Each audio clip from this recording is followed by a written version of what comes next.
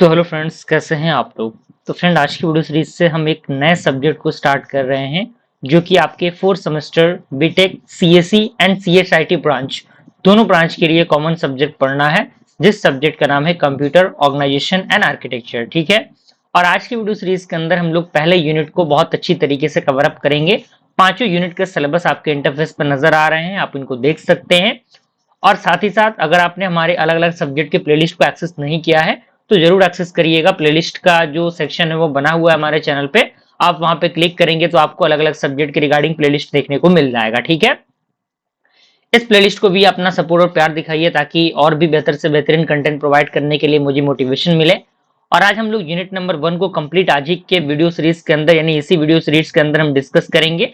और one shot video के माध्यम से आपको चीजें प्रोवाइड की जा रही है जिससे कि आप अपने तैयारी को काफी कम समय में बेहतर तरीके से कर पाए। ठीक है। एक एक लाइन एक एक पॉइंट को बहुत अच्छी तरीके से मैं समझाऊंगा। आपका काम है कि आप अच्छी तरीके से जो नोट्स हैं उनको प्रिपेयर करते चलिए। ठीक है। तो आइए स्टार्ट करते हैं। तो सबसे पहले आप इस सिलेबस को देखिए। इसका सबसे पहला आपका टॉपिक है जो कि आपका है कंप्यूटर आर्किटेक्चर। क्या होता है कंप्यूटर आर्किटेक्चर? तो यहाँ पे कह रहा है कि computer architecture refers to the functional behaviour of a computer system as view by the programmer. यानी जो आपका कंप्यूटर आर्किटेक्चर होता है वो एक फंक्शनल जो आपका बिहेवियर होता है उसको रिफर करता है जो कि कंप्यूटर सिस्टम के लिए, और ये किसके द्वारा देखे जाते हैं? प्रोग्रामर के द्वारा। ठीक है। अब इनके अंदर कौन कौन सी चीजें आती हैं? तो कंप्यूटर आर्किटेक्चर के अंदर बहुत सारी चीजें आती हैं, जैसे कि आपका इंस्ट्रक्शन सेट आता है, एड्रेसिंग मोड्स आते हैं, मेमोरी ऑर्गेनाइजेशन आता है, इनपुट आउटपुट मैकेनिज्म आते हैं। ठीक है। तो ये तो हमारा कंप्यूटर आर्किटेक्चर था। अब कंप्यूटर ऑर्गेनाइजेशन क्या होता है? तो कह रहा है कि computer organisation refers to the operational structure and implementation of the system. यानी ये जो है ये एक ऑपरेशनल स्ट्रक्चर है, यानी जिसके अंदर अलग अलग ऑपरेशंस परफॉर्म किए जाते हैं कंप्यूटर के अंदर और ये इंप्लीमेंट होते हैं सिस्टम के अंदर। ठीक है। अब इनके अंदर कौन कौन सी चीजें आती है? तो इनके अंदर हार्डवेयर का डिटेल आता है, कंट्रोल सिग्नल्स आते हैं, इंटरफेसेस आते हैं, टेक्नोलॉजी कौन कौन सी यूज होंगी, ये सारी चीजें आती हैं। अब आते हैं बेसिक स्ट्रक्चर, यानी एक डेस्कटॉप जो कंप्यूटर है उसका बेसिक स्ट्रक्चर क्या होता है, कौन कौन सी चीजें उसमें होती हैं। तो आपने भी देखा होगा कि इसमें सबसे पहले आपका इनपुट होता है, इनपुट यूनिट होता है जो कि आपका सीपीयू, माउस, कीबोर्ड, यानी कीबोर्ड, ये सारी चीजें इनपुट डिवाइसेस हैं। इनपुट डिवाइस के बाद आपका जो है सीपीयू होता है, उसके बाद आपका मेमोरी यूनिट होता है। क्लियर है? एंड देन लास्ट में आपका आउटपुट यूनिट होता है जो कि हमें लास्ट में देखने को मिलता है। ठीक है। तो मेन कंपोनेंट्स की हम बात करें तो इनपुट यूनिट की हम बात करते हैं तो it is use to enter data into the computer.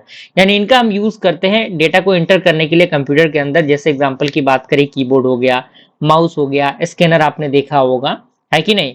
जब भी हम किसी सुपरमार्केट के अंदर जाते हैं तो जो भी हम प्रोडक्ट परचेस करते हैं तो स्कैन किया जाता है उनको, जिससे कि प्राइस जो है वो ऑटोमेटिकली सिस्टम के अंदर प्रिडिक्ट होकर नजर आ जाती है। ठीक है।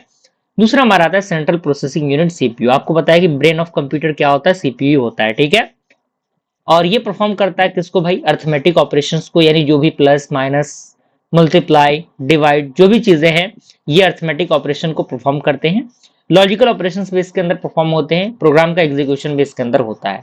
अब जो आपका सीपीयू है ये कौन कौन सी चीजों को कैरी करता है? तो सीपीयू जो है वो अर्थमेटिक लॉजिक यूनिट यानी एलयू इसके अंदर होता है, कंट्रोल यूनिट होता है, रजिस्टर होता है। क्लियर है? अगला हमारा आता है मेमोरी यूनिट। तो मेमोरी यूनिट जो है वो स्टोर करता है किस किस चीज को स्टोर करता है भाई? डेटा को स्टोर करता है, इंस्ट्रक्शन को स्टोर करता है, रिजल्ट को स्टोर करता है।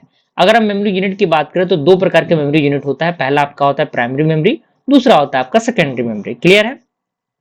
अब आपका आता है आउटपुट यूनिट। आउटपुट यूनिट जो है वो डिस्प्ले करता है जो आपके प्रोसेस रिजल्ट होते हैं जो कि हमें देखने को मिलते हैं, जिससे कि हम समझ पाते हैं कि एग्जैक्टली चीजें क्या हो रही हैं। अब इसके अंदर मॉनिटर आता है जिसपे हमें हमें हमारा जो स्क्रीन होता है, स्क्रीन पे चीजें हमें नजर आती हैं। प्रिंटर के माध्यम से हम चीजों को एक्सेस करते हैं या फिर इसकी स्पीकर के माध्यम से हम चीजों को सुनते हैं। तो ये सारे आउटपुट यूनिट के अंदर आएंगे। क्लियर हुआ? चलिए, यहां तक कोई डाउट नहीं होनी चाहिए। अगला हमारा है सीपीयू का ऑर्गेनाइजेशन। तो आप देख सकते हैं ये सीपीयू है, आपको इसको अच्छी तरीके से डॉटेड लाइन ना देके आपको स्ट्रेट लाइन में अच्छी तरीके से ब्लॉक वाइज सारी चीजों को बना लेना है। तो सीपीयू जो कंट्रोल यूनिट है, कंट्रोल यूनिट आपका जो है सीपीयू के अंदर रहता है। उसके बाद इसके अंदर आपका एलयू है, अर्थमेटिक लॉजिक यूनिट, और रजिस्टर्स होते हैं। क्लियर है? अब आता है आपका जनरल रजिस्टर ऑर्गेनाइजेशन क्या होता है। तो कह रहा है कि registers are small and high speed storage location inside CPU. यानी जो आपका रजिस्टर होता है वो छोटा और साथ ही साथ हाई स्पीड स्टोरेज लोकेशन होता है, जो किसके अंदर इंक्लूड होता है भाई, किसके इनसाइड होता है, सीपीयू के अंदर होता है। ठीक है, अब ये किन किन चीजों को स्टोर करता है, तो ये डेटा को स्टोर करता है, एड्रेसेस को स्टोर करता है, इंस्ट्रक्शन को स्टोर करता है। ठीक है, अब कॉमन रजिस्टर्स की हम बात करें तो रजिस्टर्स आपके लेफ्ट साइड में दिए गए हैं और उनका फंक्शन दिया गया है। जैसे हम पीसी की बात करें तो ये होल्ड करता है नेक्स्ट इंस्ट्रक्शन एड्रेस को, यानी जो नेक्स्ट इंस्ट्रक्शन हमें मिलता है कंप्यूटर को, जो मिलता है वो आपका होता है आईआर, जो होता है वो होल्ड करता है जो आपका करंट इंस्ट्रक्शन होता है उसको। एमएआर जो होता है वो होल्ड करता है मेमोरी एड्रेस को। एमडीआर एमबीआर जो है वो होल्ड करता है डेटा को जो मेमोरी से मिलती है। एसी जो है वो एक्यूमुलेटर रजिस्टर होता है और एसपी आपका स्टैक पॉइंटर होता है जो पॉइंट करता है। ठीक है ना, चलिए अब आता है हमारा मेमोरी रजिस्टर। क्या होता है भाई, तो यहाँ पे आपके दो प्रकार के मैंने बताए थे पहले ही आपको, मेमोरी एड्रेस रजिस्टर एमएआर, जिसके अंदर बहुत इंपॉर्टेंट टॉपिक है, ये ध्यान देना है। तो ये स्टोर करता है डेटा को मेमोरी के लोकेशन, यानी जहां पे मेमोरी स्टोर है, यानी जहां पे डेटा स्टोर होता है उसका कुछ लोकेशन होगा, उस मेमोरी का कुछ एड्रेस होगा। जैसे मेमोरी एड्रेस रजिस्टर आपका मान लीजिए 2050 है, यानी 2050 है, तो ये उसका एड्रेस है जहां पे चीजें स्टोर होकर रखी हुई हैं। दूसरा आपका आता है मेमोरी डेटा रजिस्टर, जिसे हम लोग एमडीआर कहते हैं। तो ये स्टोर करता है डेटा को जो ट्रांसफर्ड होते हैं टू फॉर्म मेमोरी। ठीक है, जैसे कि आप देख सकते हैं मेमोरी डेटा रजिस्टर है और हमको इसको मेमोरी और 2050 के अंदर चीजों को स्टोर करना है, उनसे एक्सेस करना है चीजों को, तो ये चीजें उसके अंदर काम आती हैं। अगला हमारा आता है इंस्ट्रक्शन रजिस्टर, जिसे हम लोग आईआर कहते हैं। तो ये स्टोर करता है जो भी आपके करंटली एग्जीक्यूटेड इंस्ट्रक्शंस होते हैं, जो करंट वे में काम करते हैं, उनको स्टोर करने का काम करता है। जैसे आपका एग्जांपल है आईआर इंस्ट्रक्शन। ठीक है, फंक्शन ये क्या करता है, डिकोड करता है इंस्ट्रक्शन को, यानी जो भी लाइन ऑफ इंस्ट्रक्शंस होते हैं उनको डिकोड करता है, सेंड करता है सिग्नल को टू द कंट्रोल यूनिट, यानी कंट्रोल यूनिट तक सिग्नल को पहुंचाता है।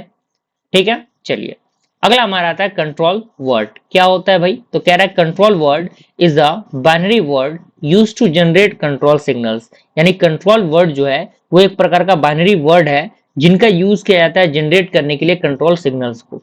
ये किन किन चीजों को कंट्रोल करता है, तो ये रजिस्टर ट्रांसफर जो होता है उनको कंट्रोल करता है, एएलयू ऑपरेशंस को कंट्रोल करता है, मेमोरी ऑपरेशन को। ठीक है, जैसे इसका एग्जांपल भी दिया हुआ है, आप देख सकते हैं। तो यहाँ पे हर एक बिट जो है वो रिप्रेजेंटेट कर रहा है एक कंट्रोल सिग्नल को। क्लियर है, चलिए अब हमारा आता है स्टैक ऑर्गेनाइजेशन। क्या होता है भाई, तो स्टैक ऑर्गेनाइजेशन के अंदर आपके सामने पॉइंट्स दिख रहे होंगे। पहला आपका आता है स्टैक, और मैं ये मान के चल रहा हूं कि आपने स्टैक को पढ़ा होगा डेटा स्ट्रक्चर सब्जेक्ट के अंदर। तो स्टैक एक प्रकार का last in first out memory structured है। इसके अंदर दो ऑपरेशन होते हैं, पहला ऑपरेशन होता है पुश, दूसरा होता है पॉप। यानी अगर एलिमेंट को ऐड करना है तो पुश ऑपरेशन होगा, अगर डिलीट करना है तो पॉप ऑपरेशन होगा। ठीक है, तो पुश ऑपरेशन वही आपका दिया हुआ है कि ऐड एलिमेंट टू स्टैक, जैसे कि आपका स्टैक पॉइंटर -1 होगा और स्टैक पॉइंटर में आपका डेटा मिलेगा। ठीक है, पॉप ऑपरेशन में क्या होता है, हम रिमूव करते हैं टॉप एलिमेंट को।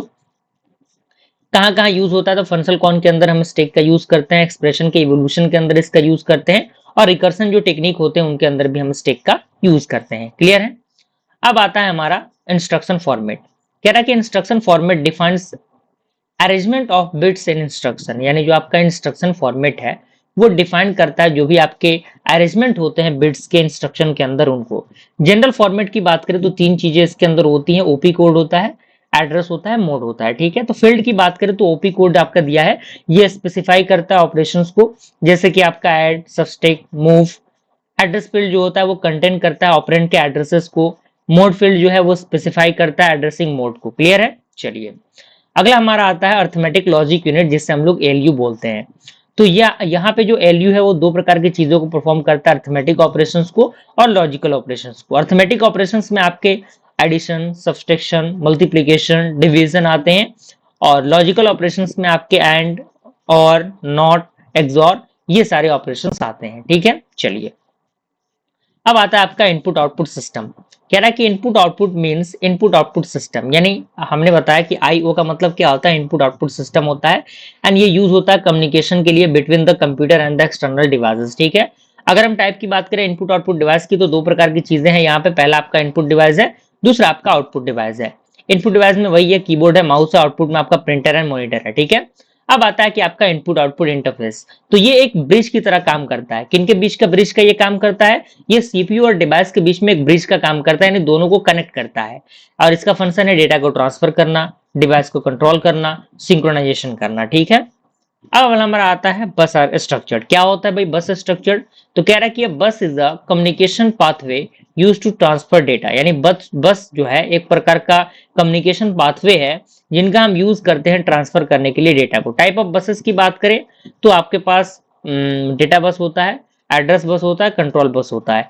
डेटा बस ट्रांसफर करता है डेटा को, एड्रेस बस जो है वो ट्रांसफर करता है एड्रेसेस को, और कंट्रोल बस जो है वो ट्रांसफर करता है कंट्रोल सिग्नल्स को। ठीक है, अब यहाँ पे डेटा बस दिया हुआ है जो कि आपका एक बाई डायरेक्शनल होता है, जैसे कि आपका सीपीयू और मेमोरी के बीच में जो डाटा का ट्रांसमिशन होता है वो होता रहता है।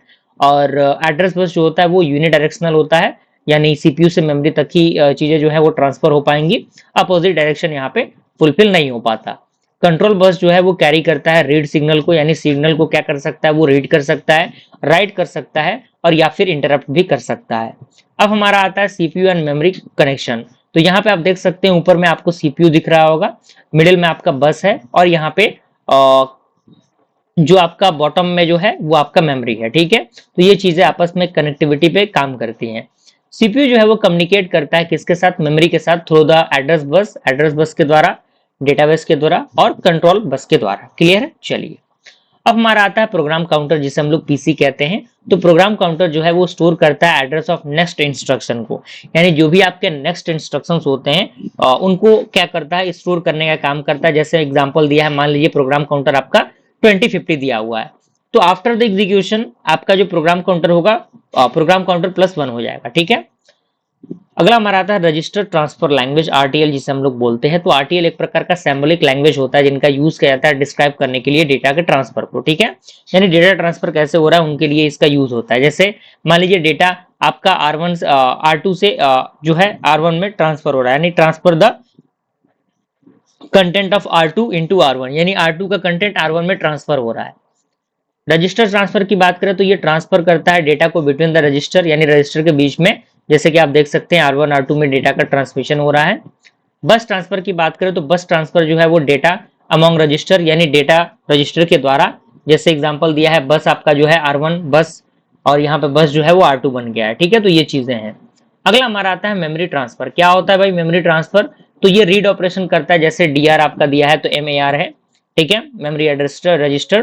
तो मीनिंग इसका ये है कि जो डेटा है from the memory goes to the data register, यानी जो डेटा मेमोरी से निकल के आ रहा है वो कहाँ पे जा रहा है? वो डेटा रजिस्टर में जा रहा है। ठीक है, राइट ऑपरेशन की बात करें तो आपका ये फॉर्मेशन दिया है, इसका मतलब ये है कि जो डेटा रजिस्टर है वो कंटेन करता है स्टोर्ड जो आपका है मेमोरी के अंदर उनको। ठीक है, चलिए, अब हमारा आता है एड्रेसिंग मोड्स। क्या होते हैं एड्रेसिंग मोड्स भाई? तो आपके सामने मेंशन किया गया है। तो एड्रेसिंग मोड जो है वो स्पेसिफाई करता है कि आखिर कैसे ऑपरेंड जो है वो एक्सेस्ड होंगे। ठीक है, अगर हम टाइप्स ऑफ एड्रेसिंग मोड्स की बात करें, कितने प्रकार के एड्रेसिंग मोड्स होते हैं, तो आपके सामने लगभग 6 एड्रेसिंग मोड्स यहाँ पे दिख रहे होंगे। पहला आपका है इमीडिएट, जो ऑपरेंड इनसाइड इंस्ट्रक्शन, यानी इंस्ट्रक्शन के इनसाइड में होते हैं। डायरेक्ट जो है वो एड्रेस को जो है एड्रेस गिवन डायरेक्टली, यानी डायरेक्टली एड्रेस को प्रोवाइड करता है ये। इनडायरेक्ट जो है वो एड्रेस को स्टोर करता है मेमोरी के अंदर।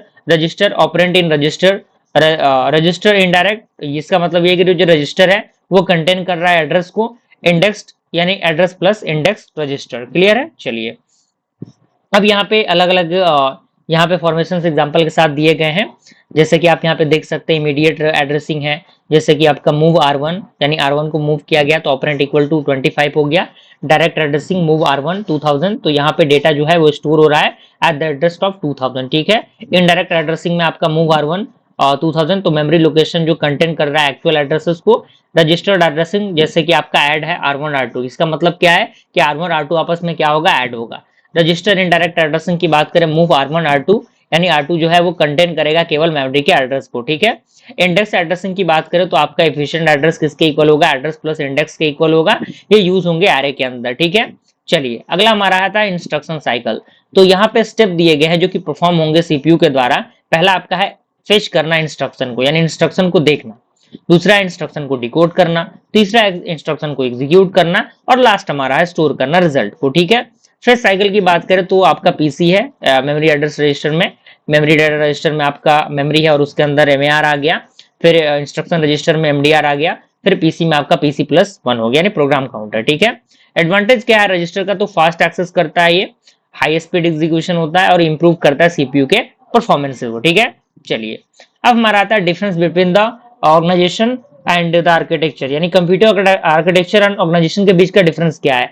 तो ये आपका फंक्शनल बिहेवियर होता है, ये हार्डवेयर इंप्लीमेंटेशन होता है, प्रोग्रामर व्यू यहाँ पे होता है, यहाँ पे इंटरनल स्ट्रक्चर होता है, ये इंस्ट्रक्शन सेट होता है, ये कंट्रोल सिग्नल कैरी करता है, लोकेशन लॉजिकल डिजाइन होता है ये, और ये फिजिकल रियलाइजेशन होता है। ठीक है, तो इस तरीके से हमने पहले यूनिट को अच्छी तरीके से कंप्लीट किया। आई होप आपको ये चीजें अच्छी तरीके से समझ में आ गई होंगी, कोई दिक्कत परेशानी नहीं होनी चाहिए। अब इस यूनिट का 10 क्वेश्चन 8 क्वेश्चन आपके इंटरफेस पे नजर आ रहा है, जो आपके एग्जामिनेशन के लिए बहुत बहुत बहुत इंपॉर्टेंट है। तो इन 8 क्वेश्चंस का आंसर आपको कंप्लीट कर लेना है, जो कि आपको हमारे इसी वीडियो सीरीज के अंदर देखने को मिलेगा। अच्छी तरीके से इनको कंप्लीट करना और अच्छा खासा रिस्पॉन्स दिखाइए, ताकि जल्द से जल्द हम लोग अगले यूनिट्स के वीडियोस को अपलोड कर सके। ठीक है, लाइक करके एक प्यारा सा कमेंट करिएगा ताकि मुझे मोटिवेशन मिल सके। ओके, तो मिलते हैं फ्रेंड्स अगले वीडियो में, तब तक के लिए थैंक यू।